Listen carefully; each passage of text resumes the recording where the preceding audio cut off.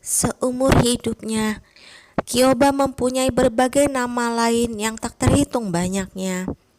Namanya semasa kecil di rumah keluarga Jing sudah tak diingatnya lagi. Anggota keluarga yang diingatnya hanya Jikyang, Lin Qi, dan beberapa orang lainnya. Karena usianya masih kecil dan juga bukan anak nyonya keluarga Jing yang sah. Ia bahkan telah melupakan nama saudara-saudaranya yang sama-sama masih kecil. Dan hanya dapat, setelah lolos dari maut, memanggil saudara-saudaranya berdasarkan usia masing-masing. Beberapa anak bersaudara itu dipanggil Kyoki, Kyoba, dan Kyoju berdasarkan usia masing-masing. Seperti binatang ternak, hanya beberapa nomor yang amat dingin, bahkan lebih buruk dari kuda perang yang berdarah murni. Setelah itu, ia diselamatkan oleh Yuan Yu dan tinggal bersamanya di perguruan Tuan Wulong selama hampir 7 tahun. Dalam beberapa tahun itu, ia mempunyai sebuah nama. Hanya saja, nama ini dipilih Yuan Yu karena takut orang di sekelilingnya akan mengetahui identitasnya. Tujuannya adalah tak lain untuk melindungi kakak perempuannya yang tinggal di istana Sengjin itu. Saat mendengar kematian Yuan Yu, tak nyana ia menangis. Hanya ini adalah sesuatu yang selama begitu banyak tahun membuatnya tak dapat memaafkan dirinya sendiri. Tak nyana ia menangis demi seorang lelaki yang mencelakai saudara-saudaranya serta mengurungnya selama lebih dari 10 tahun. Sampai hari ini, ia masih mengingat dengan jelas pagi hari itu ketika berita duka itu masuk ke wisma keluarga Yuen. Dengan tubuh berlumuran debu, Yu Si-san menerjang masuk ke dalam pintu gerbang wisma Kingsan. Para bawahan wisma utama mengekor di belakangnya. Sebelum mereka sempat bereaksi, seluruh wisma Kingsan telah digeledah oleh mereka. Setelah itu, Hakim Pengadilan Sanglu, Bukoai dari Yemen, Prefektur Dasi, dan pejabat pengawas dari kantor Dewan Tetua datang.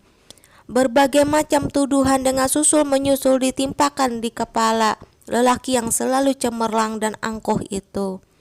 Mulai dari melalaikan tugas, bersekongkol dengan musuh, merusak situasi peperangan, melanggar disiplin militer, membuat urusan penting kemiliteran hancur, sampai mengkhianati negara. Wisma Kingsan yang dahulu kedudukannya terpisah dari seluruh wisma keluarga Yuen tiba-tiba menjadi amat rendah bagai lumpur. Dipukul hingga terbenam ke dalam jurang tak berdasar. Para pengawal Yuen berlari ke segala penjuru memohon pada sahabat Yuan Yu yang berasal dari keluarga-keluarga yang berpengaruh. Memohon agar mereka mencuci namanya dari tuduhan tak berdasar itu. Memohon agar mereka mengirim pasukan ke Yanbei, memohon agar mereka terus mencari sang majikan muda. Bahkan, sekalipun mereka hanya dapat menemui sosok mayat, akan tetapi, di hadapan kekalahan dalam peperangan, di hadapan suara-suara seluruh negeri yang menentang dan mengungkit-ungkit kesalahan di masa lalu, kecuali Pangeran ke-7 Joce, yang sama-sama kehilangan kekuasaan karena perang itu, tak seorang pun sudi mengulurkan tangan untuk membantu mereka. Wei Suye, sang tuan muda dari keluarga berpengaruh pun menggantungkan papan tak menerima pengunjung di depan mereka, tak mau menemui para bawahan yang setia pada Yuan Yu itu. Akhirnya, bahkan Joce pun diasingkan ke Beidi, sedangkan mayat Yuan Yu dikembalikan oleh Yan Kun. Walaupun telah membayar uang tebusan yang mahal, keluarga Yuan masih mengeluarkannya dari keluarga mereka. Di depan gerbang kota, Yuan Muking secara pribadi melaksanakan keputusan Dewan Tetua dengan mencambuki mayat putranya sendiri untuk menunjukkan tekadnya untuk memutus hubungan dengan putranya itu setelah mati. Yuan Yu bahkan tak bisa masuk ke dalam kuil leluhur keluarga. Mayatnya dikuburkan dengan sembarangan, menerima penghinaan dari berbagai orang biasa. Selain itu, namanya pun dihapuskan dari daftar perwira militer. dan para gadis pelayan yang dahulu menjadi budak di Wisma Kingsan diusir keluar dari wisma itu. Setelah beberapa kali dijual, akhirnya mereka terbenam dalam kehidupan malam. Walaupun begitu banyak lama berlalu, setiap kali malam tiba, ia dapat mengingat hari-hari di mana dianya untuk pertama kalinya menjual diri. Karena dirinya mati-matian menolak, pemilik rumah bordir mencari dua pria untuk menggagahinya. Di gudang kayu bakar yang reot itu, kedua orang yang menyeringai menjijikan itu merobek celananya. Jarak mereka begitu dekat dengannya. Dirinya dapat melihat gigi mereka yang kuning, dapat mencium bau arak yang memenuhi mulut mereka. Tenaga mereka begitu besar, telapak tangan mereka penuh kepalan hitam. Begitu menginjakkan kaki di ruang itu, dengan tak sabar mereka langsung melepaskan celana mereka dan membiarkannya terjatuh di sisi kaki mereka, dan memperlihatkan benda yang menjijikan itu di luarnya. Segala perlawanan, jeritan minta tolong tak ada gunanya. Walaupun ia pernah ikut mempelajari ilmu silat dan menunggang kuda bersama Yuan Yu, dalam situasi seperti itu, di bawah pengaruh obat bius, beberapa jurus ilmu silat yang mentereng namun tak praktis itu tak ada gunanya. Ia hanya dapat dengan linglung melihat mereka mencabik-cabik pakaiannya, melihat wajah mereka semakin lama semakin mendekat. Tetangganya adalah Lian Er dari Wisma Kingsan. Di sebelahnya lagi ada putri ibu susu Yuan Yu, Qi Jiao. Segala tangisan pilu dan tawa yang menjijikan itu menggema di telinganya. Dirinya mengira bahwa setelah mengalami begitu banyak perubahan yang tak terduga, dirinya telah cukup mati rasa dan kuat. Ia menganggap bahwa dirinya sudah mempunyai cukup keberanian dan kekuatan untuk tak memohon-mohon pada orang-orang rendah yang tak tahu malu itu. Namun saat bagian tubuhnya ditusuk, saat dirinya meringkuk kesakitan, saat air mata yang penuh rasa malu mengalir keluar dari rongga matanya, dirinya masih seperti budak-budak Wisma Kingsan lainnya, sambil menangis meneriakkan nama lelaki itu. Sambil menangis ia meneriakkan nama Yuan Yu agar menyelamatkannya. Ia memaki-maki kedua orang itu seakan gila, berkata bahwa tuan muda akan membalaskan dendam mereka dan bahwa mereka semua tak akan mati dengan tenang. Akan tetapi orang-orang itu hanya tertawa dengan acuh tak acuh. Dan setelah itu dengan kejam memberitahu dirinya bahwa Yuan Yu sudah mati di Qianbei, dan sekarang mayatnya sudah menjadi pengisi perut anjing liar. Saat itu ia menangis dengan benar-benar putus asa. Ia mendadak teringat akan begitu banyak peristiwa yang telah berlalu. Yuan Yu mengajarinya menulis, mengajarinya menunggang kuda, mengajarinya ilmu perang, dan mengajarinya ilmu silat untuk menjaga diri. Kadang-kadang ia hanya menyuruhnya duduk di sisinya, tak mempelajari apapun, tak peduli apakah dirinya menyindirnya di sampingnya. Ia selalu tak memperdulikannya, hanya dengan diam minum arak, dan terkadang menatapnya tanpa kedip dengan tak sabar. Ia telah membunuh Lin Qi, membuat Li Qiuqi mati, mengurungnya selama lebih 10 tahun, memukul dan memakinya. Di antara mereka ada dendam kesumat. Akan tetapi Yuan Yu tak pernah menghinanya seperti ini. Ia beberapa kali menyelamatkannya dari maut dan memberinya sebuah tempat tinggal. Walaupun statusnya amat merepotkan, walaupun dirinya tahu semua ini sebenarnya milik siapa, namun Yuan Yu benar-benar telah melindungi dirinya di saat dirinya masih sangat muda, di saat yang penuh penderitaan itu, di saat dirinya masih seorang anak yang tak mempunyai apapun. Ia melindungi dirinya begitu banyak tahun. Di saat dirinya menderita penghinaan yang paling hina dalam hidup manusia, ia secara naluriah memanggil namanya, dengan sia-sia mengharapkan ia dapat datang menyelamatkan dirinya. Akan tetapi akhirnya ia tak dapat melakukannya.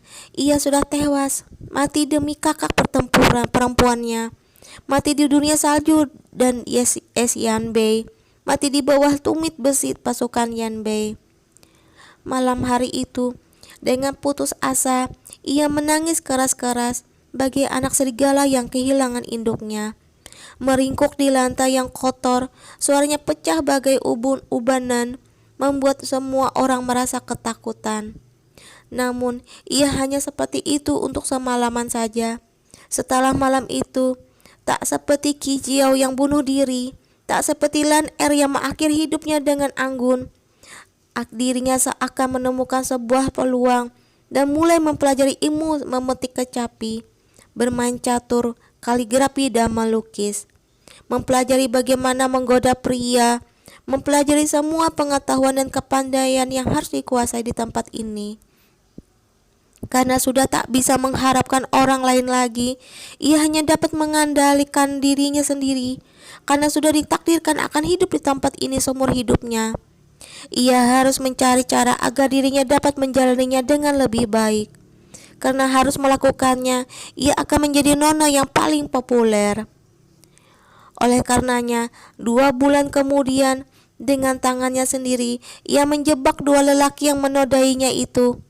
Ketika melihat mereka mati di depan matanya sendiri, dalam hatinya timbul perasaan girang yang meluap-luap. Ia merasa bahwa hidupnya akan selalu berjalan seperti ini, bagai air limbah yang berbau dan akan terus kotor dan berbau.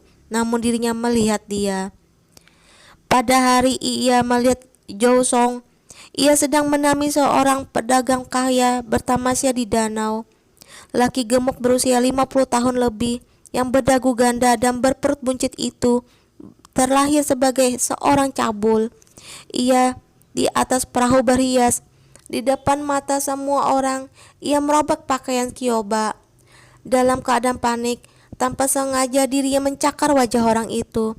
Hingga terluka, ia pun marah besar dan langsung melemparkannya ke dalam danau. Jan Huang di bulan kelima masih begitu dingin. Permukaan danau baru saja meleleh. Air danau amat dingin. Kyoba mengenakan pakaian yang tebal dan berat. Tangan dan kakinya dingin. Ia pun tak dapat berenang, hanya dapat menggerak-gerakkan kakinya di dalam air, sehingga ia sedikit demi sedikit tenggelam. Sinar mentari perlahan-lahan meninggalkan dirinya. Bumi dan langit seluruhnya suram dan gersang.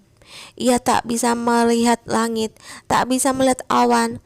Air yang sedingin es memancar dari segala penjuru. Napasnya semakin lama semakin perlahan, semakin lama semakin perlahan. Saat akan mati, ia tiba-tiba berpikir, entah saat Yuan Yu mati, apakah ia juga merasa seperti ini? Sekelilingnya begitu dingin, hanya di dadanya ada sedikit rasa panas. Namun sekarang, bahkan sedikit rasa panas itu pun sedikit demi sedikit buyar. Akan tetapi, tepat ketika ia akan segera mati, seseorang memeluk pinggangnya. Ia ditarik seseorang ke atas, terus ke atas. Entah berapa lama waktu telah berlalu, tiba-tiba ia muncul di permukaan air. Sang mentari bersinar dengan gemilang di tubuhnya. Ia terbatuk-batuk hebat, mati tapi kembali hidup, membuat dirinya begitu bahagia, hanya ingin menangis. Zhou Song berdiri di sampingnya, sedang berbicara pada seorang pelayan di hadapannya yang sekujur tubuhnya basah kuyup. Melihatnya memandanginya, ia hanya berpaling, lalu memandanginya dengan sinar matanya yang amat terang. Seakan juga agak terkejut, ia mengernyitkan dahinya, lalu sambil tersenyum berkata, "Kebetulan sekali, kau sangat mirip dengan seorang kawan lama yang kukenal." Saat itu, ia jelas-jelas sedang bergurau, namun dirinya dapat merasakan dengan jelas perasaan kesepian dan sedih dalam nada bicaranya.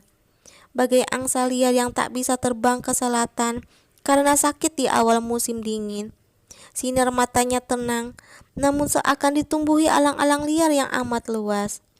Rasa dingin memancar keluar darinya, membuat orang sedih. Dengan seperti itu dirinya dibawa pergi olehnya. Walaupun ia seorang pangeran yang sedang dalam keadaan sulit, namun bagaimanapun juga ia adalah keluarga kaisar. Dirinya mendapatkan sebuah identitas yang putih bersih, mendapatkan kebebasan yang sudah didambakannya selama 10 tahun lebih. Namun akhirnya, dirinya masih dengan sukarela masuk ke dalam daftar budak rumah seorang pangeran. Setelah Zhou Song tahu, ia sama sekali tak menghalangi dirinya, hanya memandangnya dengan amat hamba dan menghormati pilihannya. Dalam sekejap mata, begitu banyak tahun telah berlalu. Mungkin dirinya tak mengatakan perasaannya pada Yuan Yu dengan jelas. Perasaan itu menumpuk selama bertahun-tahun, dihapuskan oleh kebencian dan kerinduan, dan sudah berubah menjadi suatu emosi rumit yang ganjil dan tak utuh. Dirinya tak memahaminya dan tak ingin memahaminya. Namun ia tahu dengan amat jelas perasaannya terhadap Josong.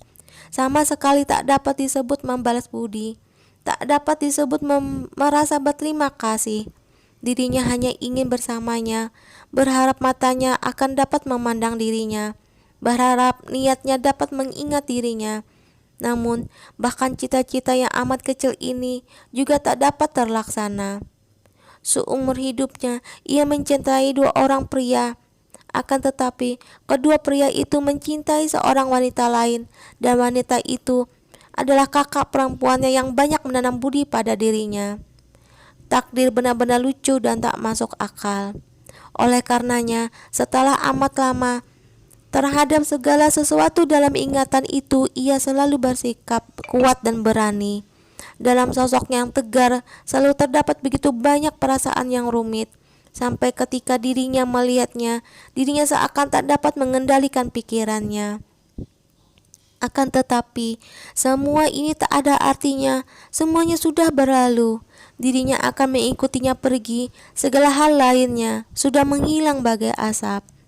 Bagaimana kalau statusnya mereka berdua berbeda jauh? Bagaimana kalau dirinya ada seorang kupu-kupu malam? Bagaimana kalau dalam hatinya ada dia? Dirinya akan mengikutinya. Orang atau masalah lain dapat menghalangi dirinya, akan tetapi tak dapat memadamkan tekadnya untuk berusaha keras. Ia menengadah dalam 4 tahun terakhir ini adalah untuk pertama kalinya dirinya berpakaian wanita di hadapannya. Untuk pertama kali dirinya berdandan dengan saksama untuk menghadapi pangeran yang kedudukannya tinggi namun sudah jatuh dalam keadaan sulit itu. Matanya begitu berkilauan, raut wajahnya halus dan cantik. Kalau membuka mulutnya, di bawah cahaya mentari giginya berkilauan. Sambil tersenyum ia berkata, "Aku tak berbuat onar, aku ingin mengikutimu pergi." Dengan amat dingin, Josong menolak. "Untuk apa kau mengikutiku? Cepat pulang." Kyoba meliriknya dengan sekilas, lalu langsung memberikannya pisau kepadanya. "Sembelih aku dengan pisau ini." Josong mengerenyutkan keningnya, lalu berkata pada pelayan kecil itu, "Ajiang, antarkan dia naik kereta." "Terserah." Kyoba langsung berpaling, lalu mengangkat dokumen resmi dalam genggamannya. Suaranya amat lantang. "Karena aku sudah mempunyai seberkas surat jalan lengkap, aku sudah dapat pergi. Aku sudah mempunyai surat pembebasan yang resmi. Aku sudah bukan seorang budak yang terbatas gerakannya. Aku sudah mempunyai ongkos perjalanan dan ransum untuk kuda. Kau dapat mengusirku pergi, tapi kau tak dapat menghentikanku mengikutimu di belakangmu. Aku akan pergi mengikutimu ke Qinghu.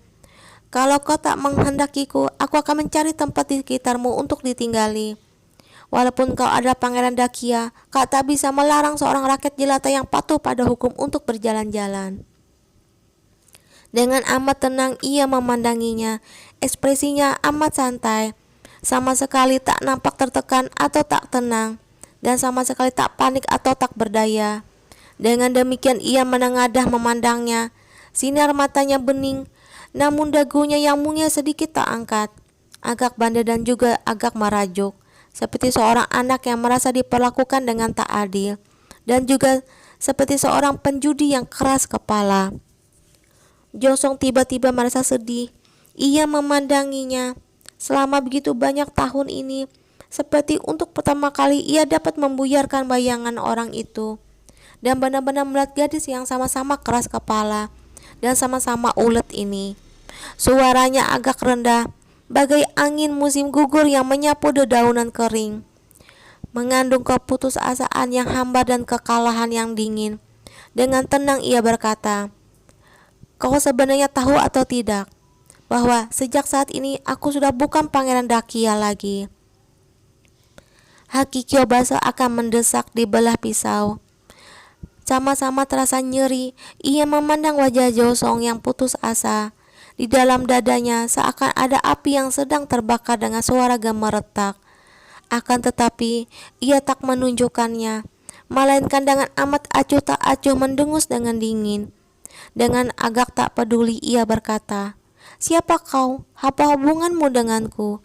Kalau kau tak mau aku mengikutimu, lupakan saja. Sekarang aku akan pergi. Paling jelek akan ada seorang diri mengikuti di belakangmu."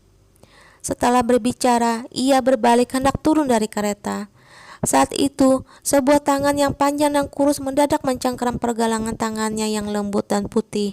Buku-buku jari tangan itu nampak jelas, namun jari-jari yang panjang dan langsing kuat, agak putih, telapak tangannya penuh kapalan, walaupun tangan kiri namun sangat lincah. "Baiklah," sebuah suara yang berat dengan tenang terdengar. Dengan tak berdaya, Josong melambaikan tangannya. "Ajiang, ayo pergi."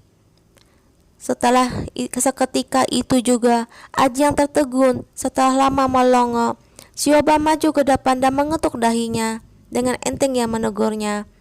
"Masih belum cepat pergi juga? Kau menunggu majikanmu mengingkari janjinya dan mengusirku pergi?"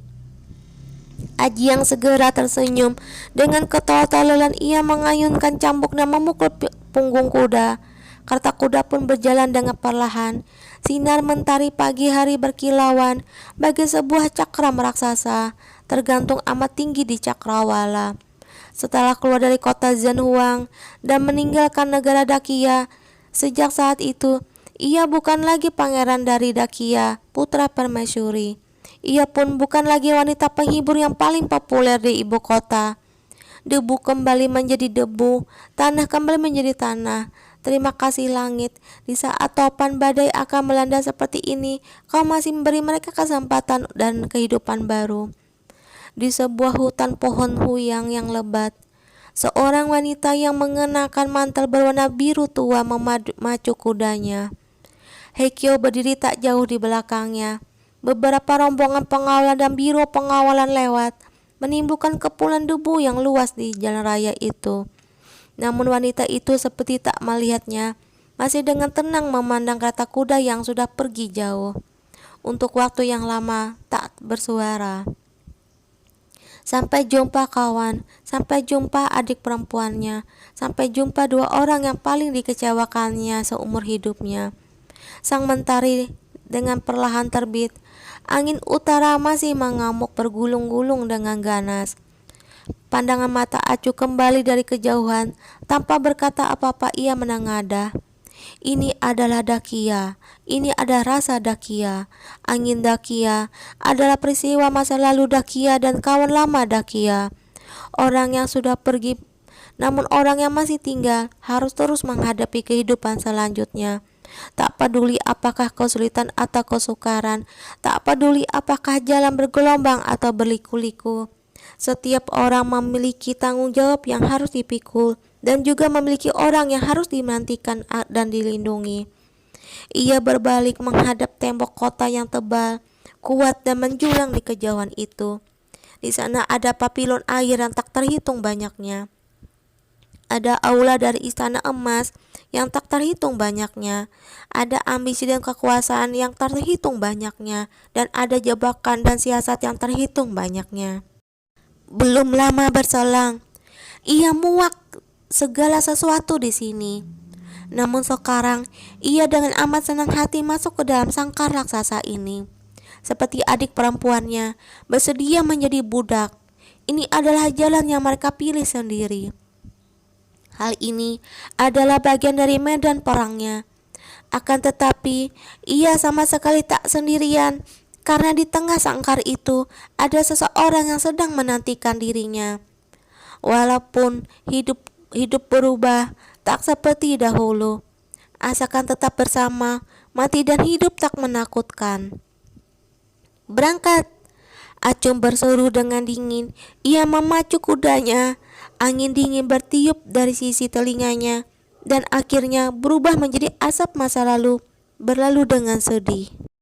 Dalam sekejap mata, akhir tahun telah tiba. Walaupun tahun ini tak terhitung sebagai tahun yang cerah, dan menyenangkan. Suasana kota Jinhuang masih nampak indah dan riang. Perjamuan musim semi masih setengah bulan lagi. Gubernur ibu kota menghapuskan jam malam dan dengan seizin Dewa Tua mengurangi pajak untuk para pedagang di saat tahun baru ini untuk mendorong transaksi perdagangan dan memakmurkan ekonomi ibu kota. Selain itu, ia juga mengumumkan titah kaisar yang memerintahkan agar para pejabat dari provinsi-provinsi lain masuk ke ibu kota untuk menghormat pada kaisar. Para pejabat yang prestasinya luar biasa tahun ini akan diberi pujian dan penghargaan. Dengan cara demikian, dalam waktu 3 hari, kota Zhenhuang telah kembali menjadi anggun seperti dahulu, di bawah pengawasan pejabat setempat yang sengaja pura-pura tak tahu tahun baru ini luar biasa mewah. Keluarga-keluarga kaya dari seluruh pelosok negeri berbondong-bondong masuk ke ibu kota. Di dalam kota, keramaian mengular sepanjang 10 li jauhnya. Kain satin warna-warni membungkus pohon-pohon, melambangkan kedamaian dan kemakmuran. Tak peduli betapa kacaunya keadaan di luar, betapa gawatnya situasi pertempuran di gerbang perbatasan. Orang-orang di ibu kota masih tenggelam dalam mimpi di siang bolong tentang jabatan tinggi di istana. Angin dingin dengan kuat menembus kota, membawa angin selatan yang membuat orang seakan mabuk atau bermimpi, lalu bertiup ke utara yang jauh. Akan tetapi, situasi peperangan dengan Yanbei di perbatasan timur laut justru semakin sengit. Yuan Yu semakin lama tidur, semakin malam, hampir semalaman tak tidur. Lelehan lilin di kamar baca bercucuran, menimbulkan berlapis-lapis tumpukan riak yang bagai gelombang merah di tatakan lilin. Bersinar di wajahnya yang semakin lama semakin tak enak dilihat, dan punggungnya yang masih tegak bagai batang lembing yang kuat. 3 hari sebelumnya, Acu akhirnya kembali bertemu dengan Zhao Ce. Hari itu, hujan salju masih turun dengan lebat. Salju yang turun selama 4 hari berturut-turut menumpuk setinggi 2 ci lebih. Kalau berjalan di antaranya hampir mencapai paha. Tubuh Acu beberapa tahun belakang ini selalu tak sehat, tak tahan dingin, maka ia hanya bermalas-malasan tak ingin keluar rumah. Sepanjang hari mendekam di kamar dengan terkantuk-kantuk. Malam hari, suara tawa Yuan Yu terdengar dari kejauhan. Acu berbaring dengan miring di depan empuk. Ia agak mengelunyutkan dahinya, akan tetapi begitu membuka mata, ia merasakan seberkas hawa dingin menerpa wajahnya. Ia menggigil dengan pelan dan menarik-narik selimut empuknya, lalu sedikit mengangkat tubuhnya. Setelah itu ia melihat Yuan Yu menyikap tirai sambil tersenyum, lalu berkata padanya, "King Er, coba lihat siapa yang datang." Setelah berbicara, ia mengajak orang di belakangnya masuk ke kamar tidur. Zhao Ce melangkah masuk. Ia mengenakan jubah berwarna hitam, sama sekali tak dihiasi dengan sulaman atau hiasan lain. Tak menyolok dengan tenang. Ia masih seperti itu, seperti sedikit lebih tinggi. Ia sedikit lebih kurus, namun wajahnya sama sekali tak berubah. Akan tetapi, sepasang matanya sudah tak bersinar dengan angkuh dan kasar seperti tahun-tahun yang lalu, melainkan berubah menjadi tenang bagai kolam atau danau yang dalam. Walaupun sedang tersenyum, dalam senyum itu terdapat sedikit perasaan asing dan waspada. Dengan amat tenang ia menyapa dirinya. Masih seperti dulu, ia sedikit menundukkan kepalanya, lalu berkata sambil tersenyum hambar, "Akhirnya kita bertemu lagi." Dapur menghidangkan makanan bagai air mengalir. Zhao Ce membawa arak Qianhu yang bagus dari Beidi. Rasanya amat keras. Begitu dibuka, bau arak yang pekat pun menyerang lubang hidung. Ia dan Yuan Yu mengobrol sambil minum, berbicara dengan panjang lebar tentang situasi peperangan beberapa hari terakhir ini. Kadang-kadang diselingi gurauan spontan dan beberapa candaan saling menggoda. Yuan Yu sedikit mempunyai teman. Orang yang berbicara padanya seperti ini di dunia ini, mungkin selain orang di depan matanya ini, tak ada orang lain. Acu dengan tenang duduk di sisinya. Setelah minum arak sampai mabuk, ia mendengar mereka membicarakan peristiwa-peristiwa di masa lalu. mengenai peristiwa memalukan ketika mereka saling bermusuhan di aula Jenghu. Di masa remaja mereka, setelah dewasa pun mereka berdua bersikap angkuh. Sampai peperangan berhenti, situasi istana memburuk. Asap kotoran serigala membumbung di seluruh pelosok negeri dan kekuasaan kekaisaran memudar. Mereka baru sedikit demi sedikit berjalan bersama. Mereka sama-sama dilahirkan di keluarga bangsawan. Status mereka tinggi, cita-cita dalam hati mereka pun tinggi. Bakat mereka juga besar, sama-sama keras kepala dan tak bisa diatur. Cita-cita yang tinggi di masa muda mereka tak nyana, tak ditoleransi oleh keluarga dan negara, tak diterima oleh dunia mereka. Sama-sama angkuh dan penyendiri, keras kepala dan suka melawan. Menjadi pemberontak di mata keluarga mereka, dianggap orang luar. Sama-sama dilahirkan di tengah kemewahan, lalu kehilangan kemewahan itu. Mereka keluar dari kubangan lumpur, lalu selangkah demi selangkah kembali ke pusat kekuasaan. Namun, walaupun hati mereka sekeras besi, akhirnya mereka tak dapat menyembunyikan ketulusan dan kehangatan dalam hati mereka. Persahabatan di antara kaum pria seringkali tak perlu diucapkan seperti itu. Acu dengan tenang duduk di sisinya. Ia melihat Yuan Yu begitu riang dan bersemangat. Dan terlebih lagi, tak pernah melihat Joce bersikap begitu santai dan bebas seperti ini. Dengan termenung, Acu seakan melihat dua batang pohon populer putih yang telah mengalami angin dan hujan. Dengan berendeng pundak, bersama-sama tumbuh menjadi pohon tua yang menjulang. Dalam benaknya, di bawah sadar sebuah sosok lain juga muncul. Beberapa tahun masa remaja di tengah kegelapan itu dan hari-hari berbahaya yang penuh kebebasan itu, ketika Yuan Yu dan Joce dengan berendang pundak jatuh kebangun di dunia ini, dirinya pun bersama seseorang berjalan menembus sebuah jalan yang penuh onak duri. Hanya saja akhirnya mereka tak dapat mencapai tujuan mereka. Malam itu tak nyana, Yuan Yu minum sampai mabuk. Kekuatan minumnya tak pernah sangat baik. Namun dengan penuh disiplin terhadap dirinya sendiri, ia selalu membatasi minumnya. Hanya saja hari ini, ketika bertemu kembali dengan temannya, ternyata ia agak lupa diri. Namun Acu tahu bahwa ia hanya terlalu lelah. Beberapa hari belakangan ini, bencana hujan salju menimpa wilayah Beidi. Panen gagal di barat daya. Sepertiga wilayah kekaisaran terancam kelaparan.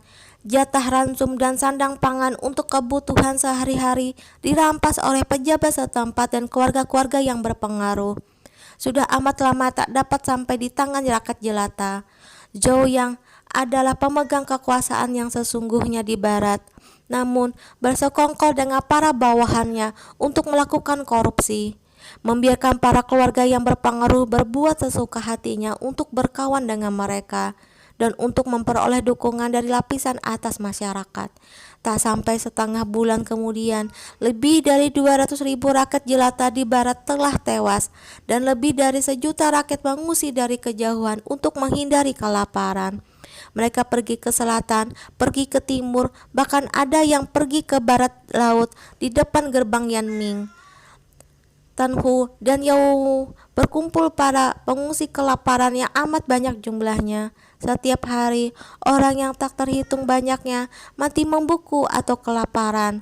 Namun, ibu kota lebih suka menghabiskan banyak uang untuk memperbaiki bangunan istana dan mempersiapkan perjamuan musim semi yang mewah, serta tak mau mengirim pasukan untuk membagikan makanan pada rakyat jelata agar mereka dapat hidup.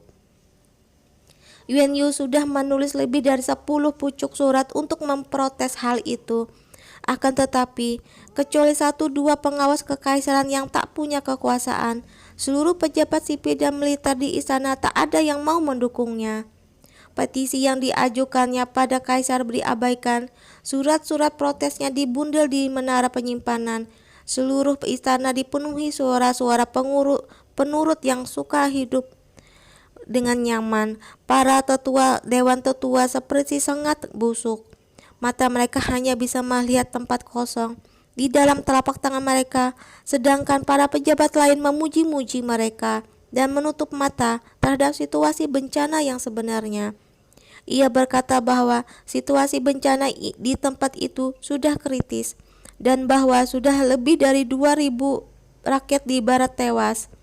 Namun mereka berkata bahwa Dakia dalam keadaan damai, rakyat jelata hidup dengan makmur dan gembira, dan ia hanya beromong kosong saja.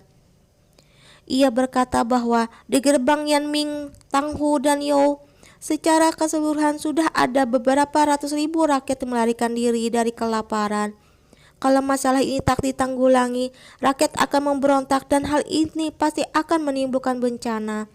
Namun mereka berkata bahwa ketika gerbang itu tak bisa ditembus, di luar gerbang ada ribuan li tanah yang subur, luas dan datar.